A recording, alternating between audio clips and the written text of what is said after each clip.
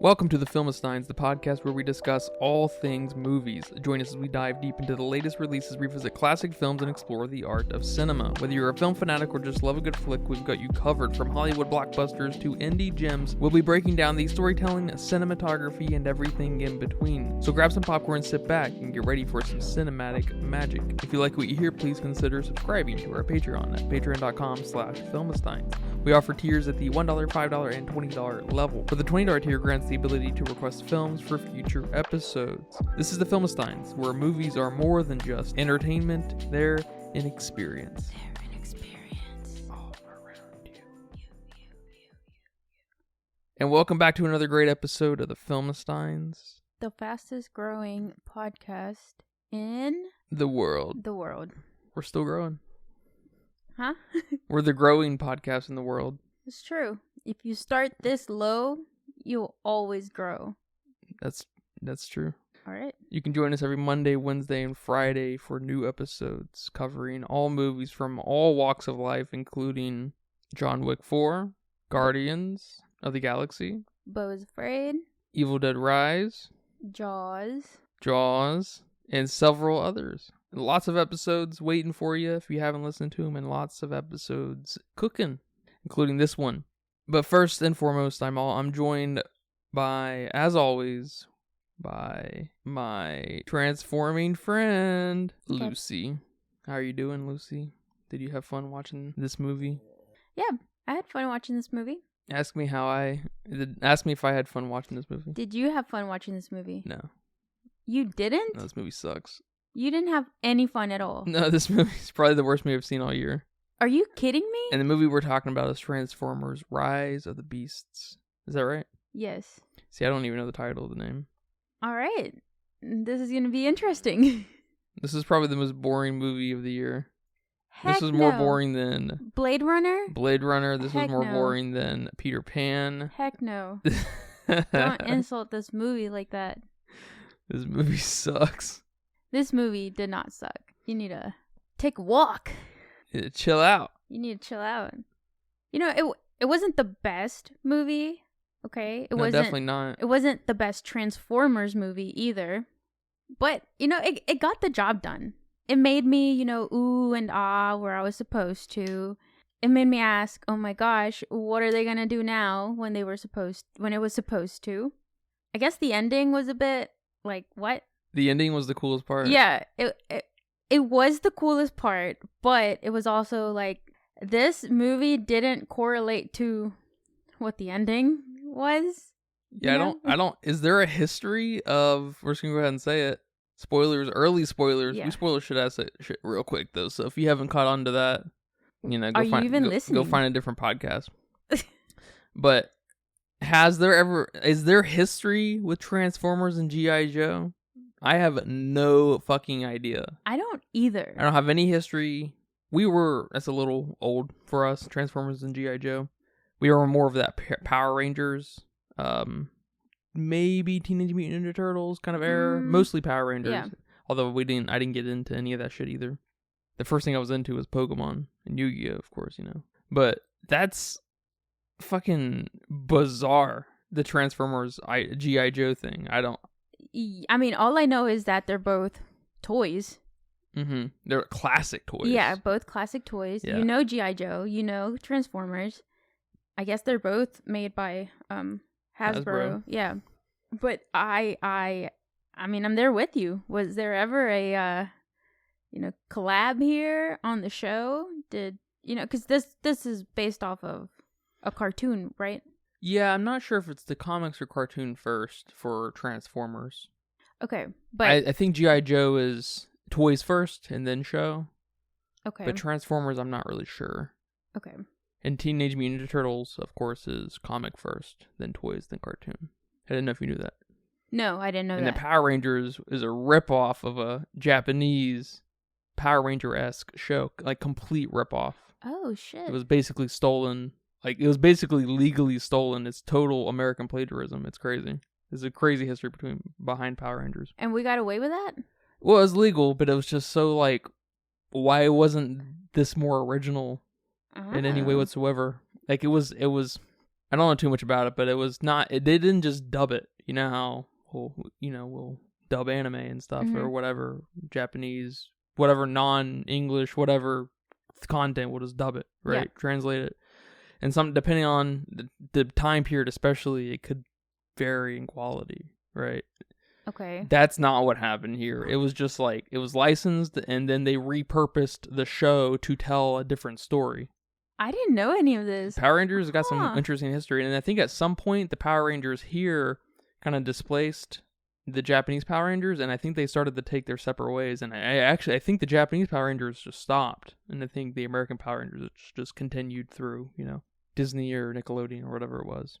So, and it's kind of funny. It's kind of weird because I think the original Power Rangers, the Japanese Power Rangers, I don't know the name of it, but it had already been going on for 4 or 5 years or something like that, and so there was a lot to pull from for that American weird creation. But anyways, yeah, I know G.I. Joes, were the toy for a generation, right? And then Transformers shortly after that, and they're highly collected. I didn't know there's gotta be another crossover, unless if this is the first one. I do think that's mega cool. Yes.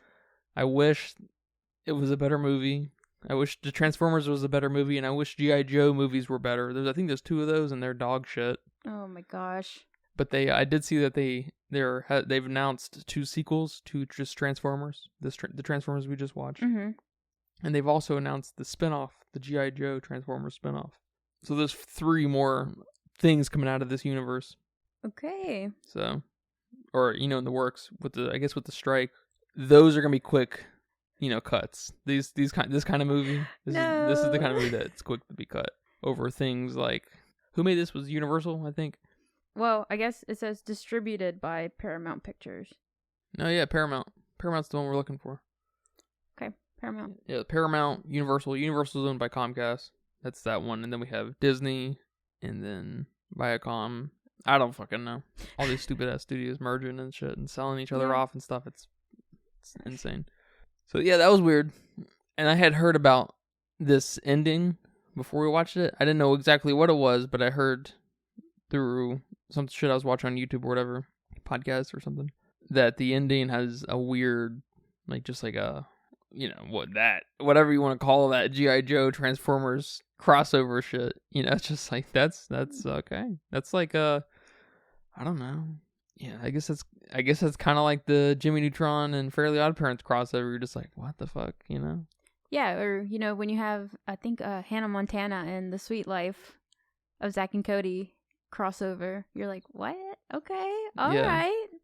But I guess it's even weirder than those, because Transformers is like, it sounds like the universe is really at the hands of the Autobots. So what are G.I. Joes, I don't know. Yeah, I mean, that ending was for sure a bit, it was off. Cool news, cool what you're trying to do here, but it was just off after, we just watched, what was this, like a 2-hour movie before we found that out? Yeah. And, also the ending with Mirage, I was kind of confused on, did he die? Did he merge? Like, what happened here that now he's a suit? Like, I don't know. That was a bit confusing to me. Maybe I needed to watch G.I. Joe. Yeah, I don't know. G.I. Joe does have, outfits like that. Okay. So maybe there's something, if you were a mega G.I. Joe fan and you saw that, you'd be like, that's weird. That's a very G.I. Joe outfit. And then, they really hit it home with you at the end. So maybe there's something to that. Yeah, I don't know. I don't know anything about G.I. Joe other than in the movie. I think it was the first movie, the first live action movie, I guess, in the last 15, 20 years or whatever. Mm-hmm. There was one really cool thing in there. I think it was called the Rod of God or something like that. And it was this device that they took into space, and it was just a big ass rod. Like, imagine a big ass piece of rebar. Okay. That was maybe a quarter of a mile in diameter, maybe 4 miles tall, and they just drop it into the earth. And it destroys so much shit. It's cool. It's cool as shit. All right. That's a little overboard, because you're probably gonna really hurt the earth. Yeah, but oh my gosh.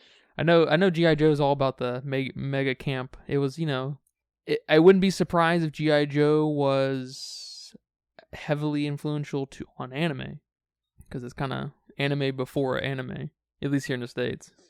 I think the cartoon was at the dawn of some of your early anime in early 80s, but so there may have been some kind of synergy between all that going on. And of course, I think Power Rangers started in the late 80s, or like right on the change of the decade there. So there's obviously some influence there too. And I mean, in Transformers too. I mean, the whole mech thing, and it's all very anime. I don't know why anime didn't catch on like it has today. But 30 years ago, I don't know what the holdup was with anime, because we didn't grow up in the world of anime like kids are today. Right. I guess we still grew up with We grew Pokemon. up with Toonami. That's true. Pokemon, it's a little bit different because the game comes first there. And Dragon Ball Z. And Dragon Ball. The things that were on Toonami we had this ooh, what is this thing going on with One Piece, Dragon Ball, Naruto, Sailor Moon, Inuyasha, things like Bleach. Yeah. Of course, yeah. And that was like it forever though. Until late high school for us. Yeah. Yep, I think late high school is when I started noticing, watching different anime, I guess, and noticing that this was a thing. That there's more of this. There's more of Dragon Ball. There's more of Pokemon or whatever. Yeah. But I guess a thing we discussed in previous movies was when you have a giant monster, which in this case it's the Transformers. They're the giant monsters here. We typically want to see less human stuff and more Transformer stuff. Yes, absolutely. And that's why you like the first one, right? Yeah, I'd have to rewatch it for sure, but I feel like we get a lot more Transformers, and the human bits we do get are good. They're decent. They're okay. So it makes up for any non-monster scenes we got. Not like in Godzilla where we got too much Millie Bobby Brown or... I know, they were milking her for all she was worth. That was like, had the potential to be the coolest of the bunch. The recent the high production Godzilla films. Especially, Kong versus Godzilla. I was so excited for that movie. I was way too excited for that movie. And we got too much humans again. So it was slightly annoying. But for this movie, I guess I wasn't too mad that we got too much human here. It was fine. It was okay. But we needed more Transformers. Way more. I mean, you introduce these Maximals, and you have some freaking gorillas, you have some cheetahs, you have some rhinos, and we don't get to see any of them. I mean, okay, we saw the gorilla. A little bit. Yeah, the last 30 minutes, or so, that's really the only time we get to see them. Mm-hmm. But that's it. And they look pretty cool. I mean, why not have more? Why don't they have more? Is this a pricing issue? They don't have the money to give me more big animals here? Can you just not have Millie Bobby Brown and use that money that you were going to pay her to give me more Kong? I don't know. They could. They definitely could. Yeah, I don't really know. Because like the Millie Bobby Brown thing, these are they're kind of contemporary in that way, aren't they?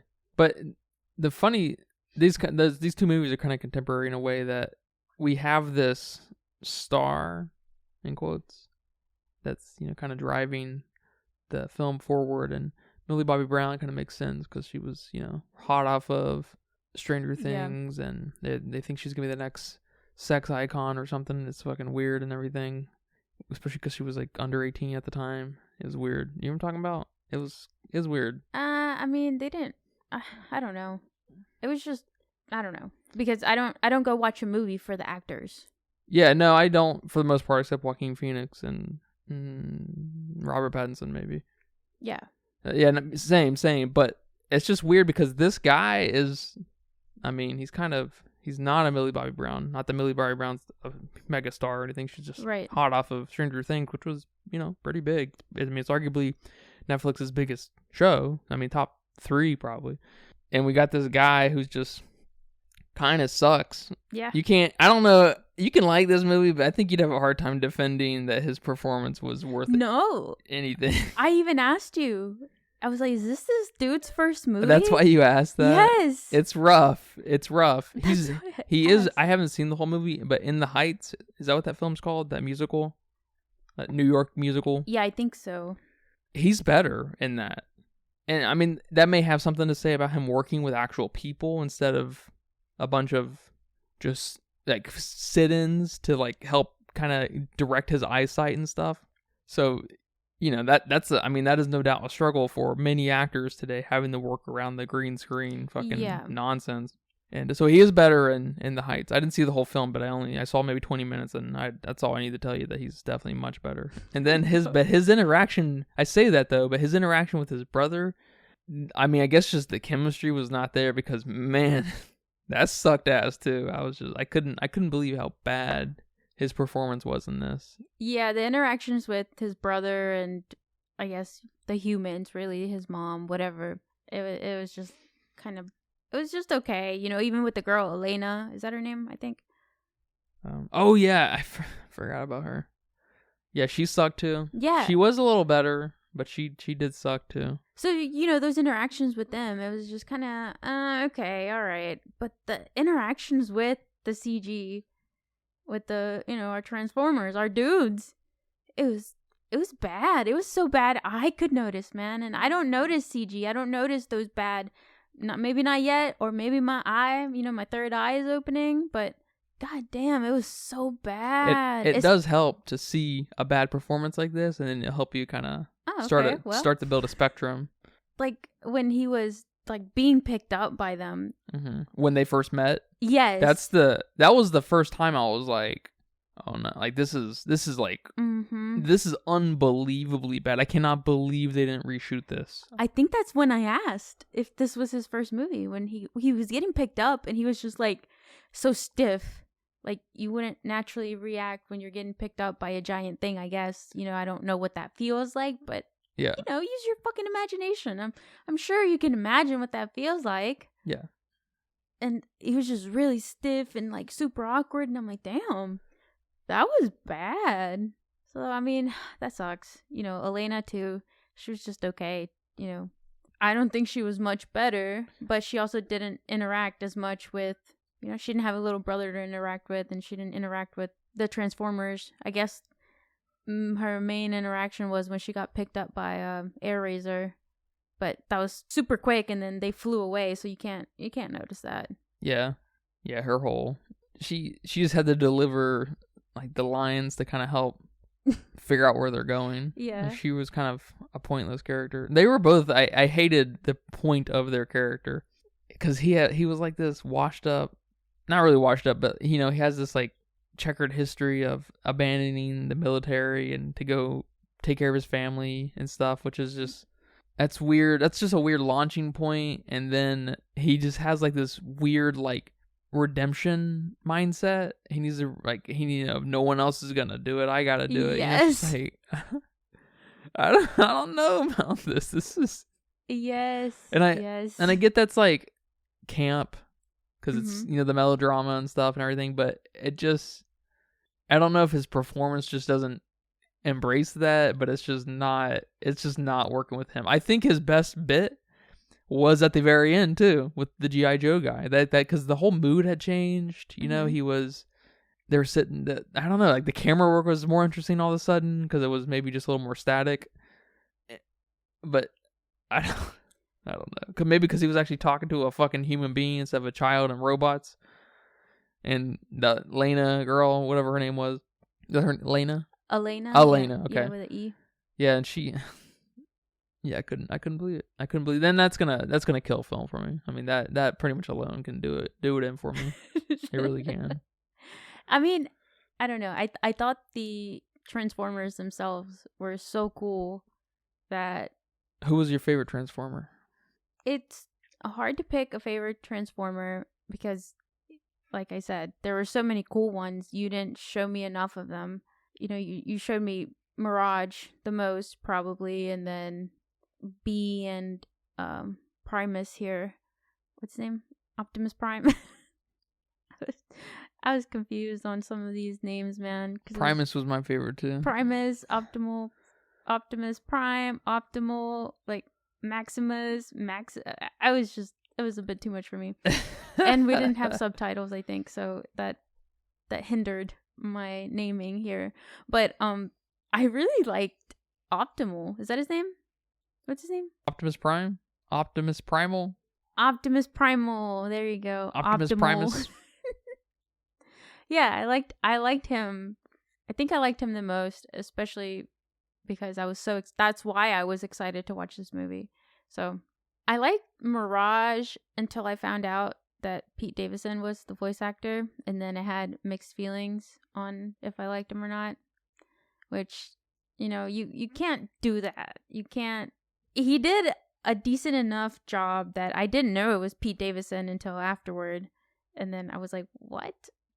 And then I, saw the rest of the cast, and I was like, what is going on here? Why did they pick these people? But I mean, they did a good enough job that I didn't notice. It's because they're cheap. It's the only way this movie was gonna happen. Oh my gosh. It's like when you like a song and then you find out who the artist is, and then you don't know if you like it anymore. Mm-hmm. It's just like that. It's like, I liked you, but then now I don't know. And maybe that's silly of me to feel like that, but no, it's the age-old argument of separating art from the artist kind of thing. It's hard to do for some people. It's an artists. It's kind of the important convergence point between the two, in that it kind of challenges you on multiple levels, and as an artist, I feel like that's kind of an important point to bring to the table, and they should challenge you in every way they can. Well, it's challenging me for sure. Yeah. And, actors and people who create products, it's kind of a hard relationship to have, because they're not supposed to be provocative people, not necessarily, so there's... Yeah. So I get that. I'm not a fan of Pete Davidson either. He's okay. I don't dislike him or anything. I don't know if there's... I liked him in Bodies, but he's there only for a few minutes. That's true. And he was okay in his movie, like Long Island King or something like that. Staten Island King. Yeah. That was okay. Is it a movie he's in or a movie he made? I think it's like a soft biopic. Oh, okay. Of his life. It is okay. I thought, as far as like voice acting go, I thought he did pretty decent. Yeah. He did better than a lot of normal actors do for Yeah. voice acting and stuff. I feel like he brought out... You didn't really hear Pete Davidson, No, I didn't. I had no idea. And I feel like the character fit. The character was consistent and stuff. He did pretty decent. Yeah, and then they kind of went with a whole, Sam and B relationship here with Noah and Mirage. And I'm sorry, but I think that Sam and B had better chemistry than these two, but you also can't compare this guy's acting with Shia LaBeouf. Shia LaBeouf, he's cool. Yes. He's kind of like a discount Joaquin Phoenix or something. He does weird stuff, and he's like really immersed in his character and everything, and he's just a little crazy. It's like he's a little too off the chain. Joaquin Phoenix understands the craft to the nth plus 1 degree, and Shia LaBeouf is just... he's naturally maybe a little better, or naturally just kind of understands it, but doesn't, is not as technically sound. Yeah. But yeah, I like Shia LaBeouf too. He's an interesting yeah. character. Yeah, especially growing up with him. Did you watch Even Steven when you were a kid? No, I did. That show was my shit. And then Holes, and then I guess kind of Transformers next. I don't know if he did much in between there. Yeah, that's probably it. Yeah.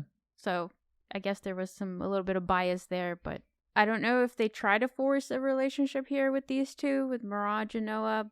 But I you didn't completely fool me, but I was okay with it. Just okay. This movie was okay enough for me. That's good. Yeah, their relationship was forced. Mm-hmm. It's just but it is what it is. It's just that kind of movie. So it's what I signed up for, and but we could have gotten a little better. We could have had better chemistry at home. That would have helped elevate this. The actor himself, I don't know his name. His real name, but he could have done better.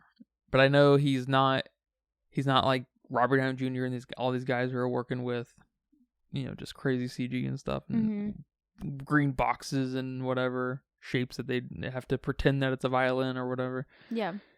So I get it, but it comes off real cheap. It really does.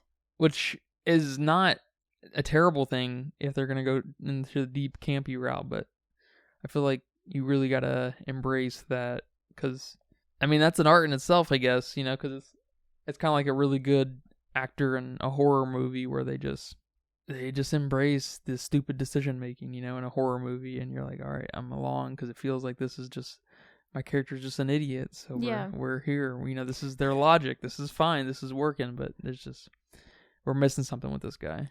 Yeah, and he's supposed to be, a tech guy. He's supposed to be an electronics guy, whatever. Yeah, we didn't get any of that. We got told that was him. A couple times, right? They didn't let us forget. But here you are with fucking awesome ass alien Transformers, and you're not even mildly interested in how they work or how they move. Yeah, it would have been cool if he repaired one of them. Yeah. Something. And they were like, what the fuck? How did you do that? Yes. That would have been cool. Yes. And then, you make him G.I. Joe at the end. And it's like, okay, that kind of makes sense. Yeah, he seems actually valuable. Because, when the G.I. Joe thing happens, it might be kind of cool. But you're just like, why the fuck would they be interested in this guy? Yes. He was just there. He can, because he can operate that suit. That's cool, I guess, but I feel like you can teach a monkey to do that, so I don't know. I don't know if that's that impressive, where's his brain at? Yeah, and I feel like maybe the whole relationship with Elena was a little bit forced too, in the way of trying to make it a little bit of a romantic relationship. I feel like they were kind of going there, but they didn't. It's a real half measure, yeah. Yeah, they didn't fully commit to that, or I don't know, they realized they were doing it and didn't want. I don't fucking know. But don't do that. Stop doing that. Either you are going to make them, fall in love, and you do it like Sam and Megan Fox, Michaela, I think that was her name. You do that. He's a geek or whatever, but she's a hot girl but knows mechanics. Like, okay, cool, awesome. But what did you have here? Yeah, and what was the connection? Exactly. Like with Megan Fox's character, I assume I haven't seen the movie in a while, but she probably worked on the car. If she was a mechanic, right? Yeah, I think she did. So, all right. Or she helped them in that way, yeah. In that kind of movie, that's all you need. You just need that connection. What was the connection here? He stole the car. What was the connection? He's breaking into that place to get the key. To get the key. Yep. And the eagle statue or whatever. Mm-hmm. And she just happened to be there, working late. Yep. No common interest here, nothing. So just stop doing that. How'd you feel about Scourge, our villain here? He was lame. And I saw he was played by Peter Dinklage. I know. Which is, that's whatever. He's probably the most expensive villain right there. Yeah, it looked like he was going to be kind of cool in the beginning, especially when they're in the museum trying to get back the key, and then they had the whole fight, and then we kind of lose B here. That looked cool, but then that's kind of it. I think there was another cool fighting scene that wasn't the end, but this villain didn't even go fight most of the time, and whatever that backstory was with him and his true master that's like super huge, I don't know, eats worlds, whatever they're making him out to be. Yeah. There was something there, and they didn't elaborate on that, which... Are you waiting for the next movies to elaborate on that? I don't know. But you didn't keep me interested there. Did he die? Who? Scourge? Yes, I think that was, Optimus Prime here was going to sacrifice himself to kill him. Okay. Yeah, it kind of screams to me that they didn't anticipate a sequel to this or a trilogy of films. Because if there was a trilogy, this character would have not died. If they anticipated a trilogy, this character would have not died in the first of the first of the series, and he would, he would probably, this would be the movie to make him look like a real threat, and for him to kill almost all the Autobots or something like that, and then, all hope is lost, and then the middle movie we get the upper hand, and then we finish him at the end. Or maybe the getting the upper hand is killing Scourge, and the last movie's killing the World Eater guy. Yeah. So. Yep. That's the simple. That's the Boom. That's the normal way you do stuff like this. My favorite scene was when they were on that road. I guess they were in Italy. Where were they? They went to Peru, right? Oh yeah. Yeah, they were in Peru. I don't know why I thought Italy. I guess I was picturing the scene in Twilight wherein Bella is gonna go save Edward, and they're in Italy. But I don't know why I picture that. I guess the streets looked very similar. But when they were in Peru and they're about to go rescue Noah and Elena, and they're on that road and they're all driving like really fast, and then the bad guys come, and there's a really cool fighting scene there. I think that was my favorite part. It was pretty cool. I don't remember it. No? And okay. So that was when you have this whole scene with the van, and they shoot the bad guy, and the bad guy's about to explode, I guess. I don't know what's exploding here. I think it was a missile, actually. And it goes through one door of the van, and then the van quickly opens the other door. And I'm there now. Okay. I remember now. Yeah, that whole bit. Yeah, that probably was the coolest fight. Yeah. That was cute. That was cute. That missile going through the van, the Volkswagen bus, yeah. And then, Prime just stops and starts fighting this dude. I mean, it was cool. And that sucks that we didn't get more of that. I liked pretty much all the bits with the Transformers. So I guess that's why this movie kind of is a little bit higher than it would normally be on my list, because everything else was either just okay or it sucked and it could have been better.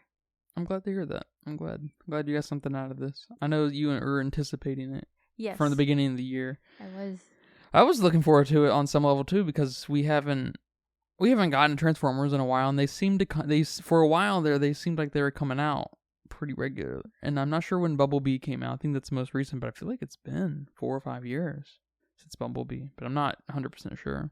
And I thought they were going to take a new route, a little more domestic route with the Transformers, but I don't know how you keep that up other than one movie, basically. People like that one, Bumblebee. Yeah, Bumblebee looks like it was in 2018. Okay. I haven't seen Bumblebee. I wanted to see it, but I don't know, just didn't. I might watch that. I might give that a watch. I think John Cena's in it. I think John Cena's her dad. No way. The girl's dad. Yeah. No way. Oh my gosh, why? Well, also another cool bit here that's just it's just so it's pretty cool, but it's so fast that it's hard to enjoy, I guess. But it was when Airazor starts getting kind of transformed, or kind of corrupted. Yeah, corrupted by the bad guy. He put a little chip on her. I don't know what the fuck that's called in, Transformer land. And she starts, turning into a bad guy, and then Primus. Optimus Primal has to, unalive her.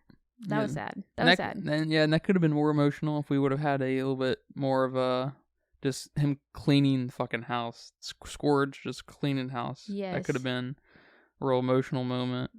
I'm okay with them not having these really sad parts that made me cry. Not every movie has to make me cry. If you're going to have 3 movies, yes, you do. If you're going to have a trilogy of films, you got to have they got to hit the shit out of you with some of this. No, maybe I'm still kind of in my feelings about Guardians of the Galaxy 3, but I'm glad this did not make me cry. The sad parts were sad enough to make me feel like, oh, that's sad, but not bust out crying. That's which funny. You're kind of right. That's a very sad part. That's a very sad thing to have to do to your friend. But overall, this film's okay. Unless you are a Transformers fan, it's not worth the watch.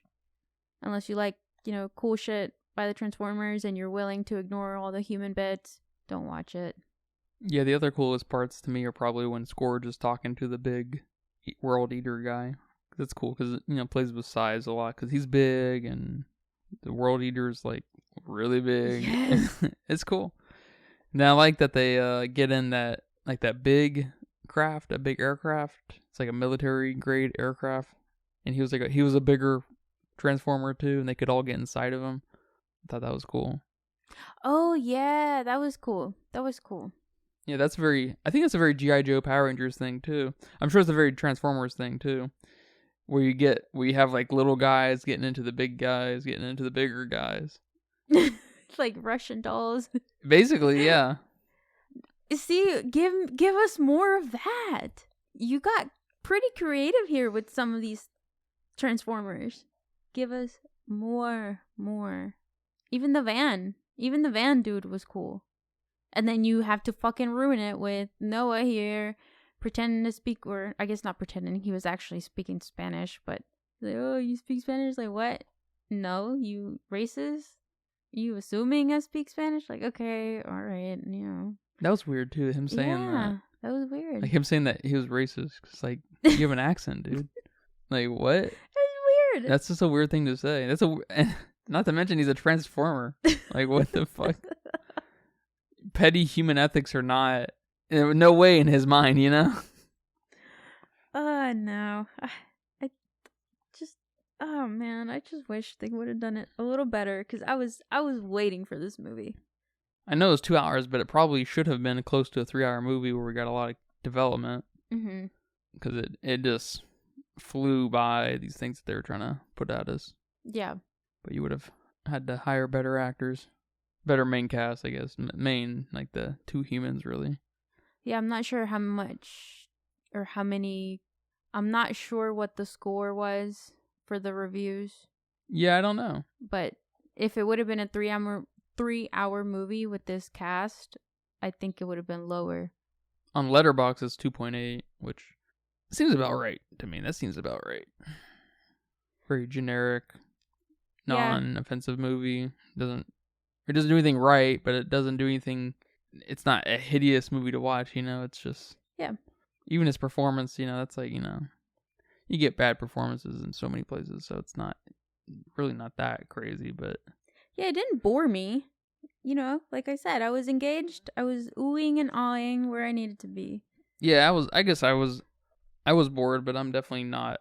I could not be more on the antithesis of the targeted demographic for this kind of movie. This movie Transformers is probably the epitome of what I don't like about movies. Oh. So, minus the kaiju type stuff. I like Godzilla, but I like the original Godzilla stuff because of what inspired it and everything. But I mean, I like the remakes, the reboots or whatever you want to call them, the American interpretations. Mm-hmm. They're fun because they're pretty crazy, but yeah, they focus on humans too much, which just hurts the films. And if you're gonna do that, you got to go through the Shin Godzilla route. You got to make it hyper political and not really focus on Godzilla at all. And then that's a different movie. So I know it's hard. I know, how do you write a good Transformers movie? I have no fucking idea. You get a badass bad guy. Yeah, it's a good start. You have Optimus Prime, you have B, yes, you have the Autobots, yeah. you've kind of got figured out. But the bad guy, I know Megatron is the bad, he's the most famous, I would think, from my perspective. I think Megatron's probably the most famous bad guy in Transformers world. Mm-hmm. And I think he was the main bad guy in the first few films. And he was just so shit. He was terrible. He just had all these henchmen who would do all of his work, and then when the time came, Optimus Prime beat the shit out of him, Yep. It's not I don't know. You got to be smart about how you handle fights, and I know you can't really have diplomatic, thoughtful fights when it comes to things like Transformers. But you need to go down the Marvel route and you need to make the fights as epic as possible. Yes. And I know they try, but they don't have as good as animators, and they don't have as much money to spend on whatever, and so I don't know. I mean they do. I'm looking at the budget right now. They have money to spend. So I mean, I don't know. I was whelmed. You were whelmed. Yeah, I was right where I thought I'd be. Right in the whelmed. Yeah, I'd probably give this movie a 2. Out of 5. Out of 5, yes. I gave it a 0.5 on my 0.5? Letterboxd. Oh my god. Those are pretty rare. I don't give those out very much. I know. Well, I am so sorry you did not enjoy this film, but I enjoyed it. Good. All right, well, I have a question for you. How much do you think this movie cost to make? All right, this one was tricky because we have the Transformers. You have all this, CG. Yeah, it's Marvel-esque in that way. Yes. It's a 2-hour movie. 2-hour movie. Big-ish franchise. It's not big, but it kind of was big at one point, so people were kind of excited for it. But yeah, it's made still in the several ish. $1 billion Okay. over its lifetime. All right, so we're dealing with other galaxies over there. So I went 210 million. It's a good guess. I think I went 220, but thought that was maybe a little too much. And 250 was way overboard, so I settled on 210. It's a good guess. Are you locking that in? Yes. It says here that it was 195 to 200. What? So you're right in the pocket. Right in the pocket. Yeah, that makes sense because it's when you get a hyper CG movie, it's like every hour 100 million.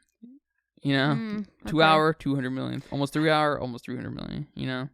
It starts to taper off at the end there, of course, but it because we have reused assets and yada yada and whatnot. But yeah, no, you're hitting the money in there. Yeah, we need to watch some lower produced music. I almost said movies to kind of really test you, because I think you've pretty much figured out the conspiracy up top, how they just, it's like a ceiling to the length the movie can be. It's not like a video game where the video games just inflate in price, and because of all the texture and all the characters and all the environments and all of how big the world is and the writing and the voice acting and stuff.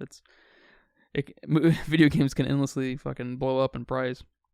But yeah, you're right there. Good job. Good guess. Thank you. I mean, I think you're out of guessing territory. I feel like you're pretty much just gonna hit them. Well, the next movie, I think, or the next movie, I should say, you're probably gonna guess that one too. Yeah, Guardians, Barbie, this movie, they're all pretty big, so they're a little bit easier to guess. Now that you know, kinda. Yeah. But man, those lower budget ones or some of those older ones, it's gonna be hard. Well, yeah. I can't blame you for not getting the older ones, because that's just totally different time. No, the only exception might be things like Avatar. Because if I had to guess, Avatar 2 was probably a $350 million movie. Holy crap. Maybe a little more. That's what I would guess. Yeah, but 275. I'll look it up. Let's go ahead and cheat on that one. It says here, Avatar cost $250 million, so it still checks out. 250? Yeah. Yeah, I said 275. Boom. Still checks out. Endgame apparently cost $350 million. Whoa. So. That makes sense. Everything's made up and everyone is in costumes. This movie ended up making around $429 million, which might be decent for this film, actually. I might have made a little bit of money, so we may actually see if things just don't get canceled because of the strikes and shit that are going down. Yep. That they probably saw some money out of that. Yeah, I wonder. I've heard that a lot of actors are already on the march to finding independent films to work with, like big time actors. They're already starting to leave Hollywood, which is how you really put the nails in the coffin. Because if they are all working, all of a sudden you can't finish out any projects, and so we might see a move of like the Hollywood thing going on. Might cool. Move out east or something, and we get a new New York Hollywood or something like that. Yeah, that'd be cool. Yeah, it might force Warner Brothers and Disney and everybody to kind of re-figure things out, whatever that means. So I guess especially with the streaming stuff, I guess that's part of the problem, because as far as like things like Netflix and other platforms go, like where some of these independent films sell their movies to be streamed, like the problems are still going to exist.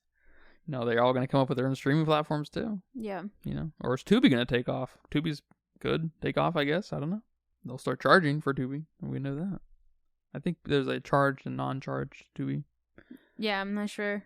I'm not sure about Tubi. no ads and ads kind of deal. But yeah, man, thanks for watching this piece of shit film with me. I'm not saying thank you to that. No, thanks for watching this. Thank you for, basically suggesting it too. I wouldn't have watched it without you. Thank you for watching this movie. Yeah, that's what you should be thanking me. Yes, I guess that's true. You. It's good. I do look forward to the next one though. I want to see the G.I. Joe connection. I think that's going to be really bizarre and interesting. Yeah. I like that because it's that kind of stuff speaks to me. That experimental kind of crossover stuff. Something I thought there was gonna be a crossover because I knew that there was like whatever that was, that reference, that this tie-in, a tie-in kind of Easter egg type thing. I thought it was gonna be Ninja Turtles for some reason. Which that would have been awesome. I don't know how that would have worked, but please go there, please. Let's just combine them all. Yeah. Yeah. Director, I don't care who does it, just somebody do it. That'd be pretty awesome. I think Ninja Turtles is owned by the Nickelodeon guys though, so that would make it difficult, I think. Just get over yourselves and give us cool shit. I know people will pay to see it. Everybody wins. Pay. Everybody wins. For Just real. play ball with each other. Yeah, well. All right, guys. Any final thoughts? Nope. Thank you for listening. Yeah, thank you guys for listening. Be ready for the next episode. Every Monday, Wednesday, and Friday. Gotta remind you guys. You guys seem to forget. When these episodes go live, go watch them. Go listen to them. Exactly. Go to our Patreon. Subscribe for $1. Or however much you want to give. All right, guys. Take care. Bye-bye. Bye-bye. And that's a wrap for today's episode of the Filmistines. Thanks for tuning in and joining us on our cinematic journey. We hope you enjoyed our discussion and gained some new insights and perspectives on the world of movies. Don't forget to subscribe to our podcast on your favorite platform, especially Patreon at patreon.com/Filmistines. And follow us on social media for more film-related content. We love hearing from our listeners, so if you have any feedback, suggestions, or movie recommendations, or book recommendations we can still read over here, please feel free to reach out to us. Until next time, keep watching and keep loving the magic of movies. This is the Filmistines signing off.